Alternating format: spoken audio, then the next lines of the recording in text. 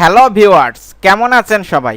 আজকের ভিডিওতে আমি ১৬তম শিক্ষক নিবন্ধনের প্রার্থীদের জন্য একটা সুখবর দেব।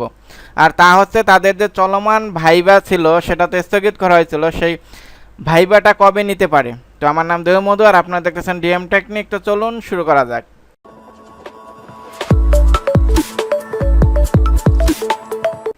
তো এ সম্পর্কিত একটা খবর আপনার দৈনিক শিক্ষা.com ৪ জুন ২০২১ তারিখ প্রকাশ করেছে। দেখেন হেডলাইনটা কি আছে, ১৬তম নিবন্ধনের স্থগিত ভাইবা লকডাউনের পর। তার মানে আপনার ১৬তম নিবন্ধনের যে স্থগিত ভাইবা ছিল সেটা লকডাউনের পর নেওয়া হবে। দেখেন বিস্তারিত কি বলছে।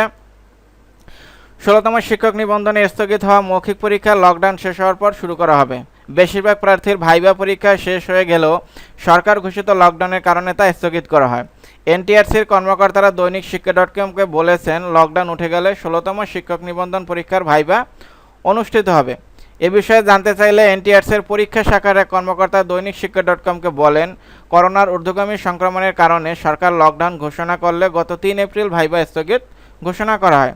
এ পরিস্থিতিতে চলমান বিধিনিষেধ না উঠে গেলে ভাইবা শুরু করা যাচ্ছে না। লকডাউন উঠে গেলে আমরা আলোচনা করে এ বিষয়ে সিদ্ধান্ত নেব। দেশে করোনা সংক্রমণ বৃদ্ধি পাওয়ায় গত ৪ এপ্রিল থেকে ১৬তম নিবন্ধনের লিখিত পরীক্ষা স্থগিত করা হয়। চলমান লকডাউনের মেয়াদ আগামী ৬ জুন শেষ হবে। তার মানে আপনার যে স্থগিতকৃত ভাইবাটা ছিল সেটা লকডাউন উঠে গেলেই ওরা সিদ্ধান্ত নিয়ে একটা তারিখ দেবে। তার মানে মোট কথা হলো লকডাউনের পর ভাইবাটা শুরু হবে। তো এই ছিল আমার ভিডিও। এটা বুঝতে আপনাদের কোনো সমস্যা হলে অবশ্যই কমেন্ট করবেন, আমি রিপ্লাই দেবো। ভালো থাকবেন সবাই, নিজের খেয়াল রাখবেন। Thank you, bye, take care.